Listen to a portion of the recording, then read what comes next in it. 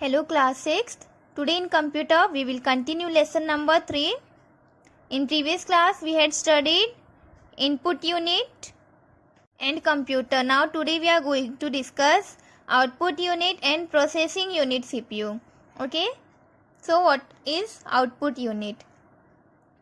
What is expected from a computer after you have entered the data and the instructions into its system? It is the desired output. The output unit is employed for this job. जब हम computer पे कोई भी data enter करते हैं या instruction देते हैं कंप्यूटर को, तो क्या एक्सपेक्ट करते हैं? हम लोग आउटपुट एक्सपेक्ट करते हैं जो हमको देगा.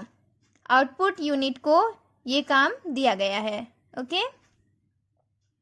The output unit supplies information and result in the form of reports and informative screens to the user, thereby sharing the result with the user. Since the computers work on the machine code, the results produced after computation are also in the binary format. Hence, before supplying the results to the user, the output unit converts them into a acceptable form. Output unit हमको information और result report और information screen के form में supply करते हैं. ऐसे वो result को यूज़र के साथ शेयर करते हैं क्योंकि कंप्यूटर बाइनरी कोड में काम करता है, इसीलिए उसका रिजल्ट कंप्यूटेशन के बाद वो भी बाइनरी फॉर्मेट में रहता है. ओके. यूज़र को वो रिजल्ट सप्लाई करने से पहले आउटपुट यूनिट उसको कन्वर्ट कर देता है acceptable form में. Okay. Through an output unit, a computer communicates with a user.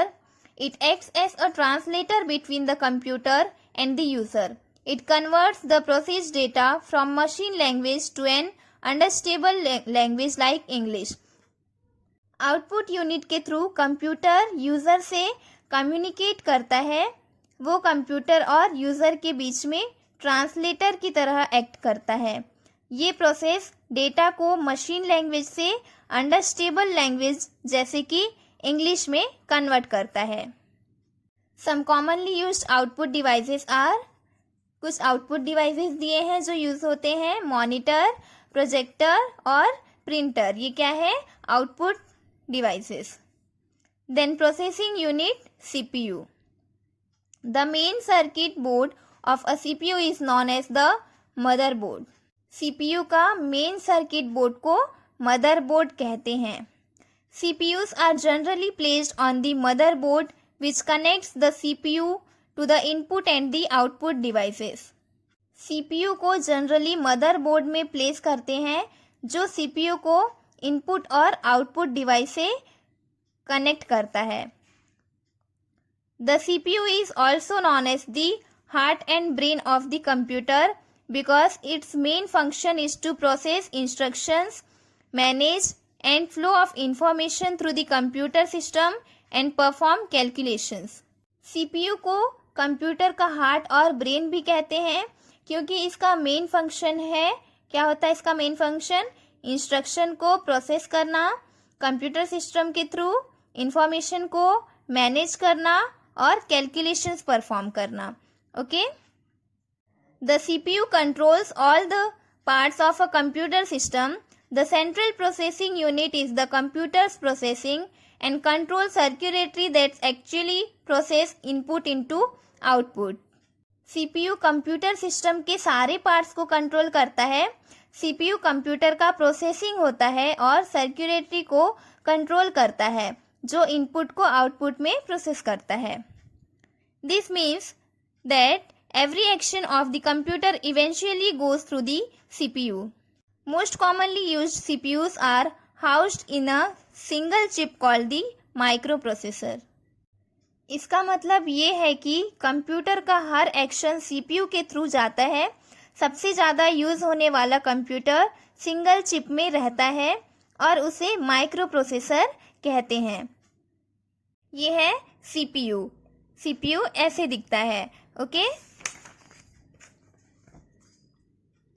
CPU can be further segregated into three components: which are responsible for performing different functions. CPU को 3 component में segregate किया गया है जो different form में काम करता है। कौन कौन से कंपोनेंट हैं सीपीयू के? 3, एएलयू, सीयू, मेन मेमोरी।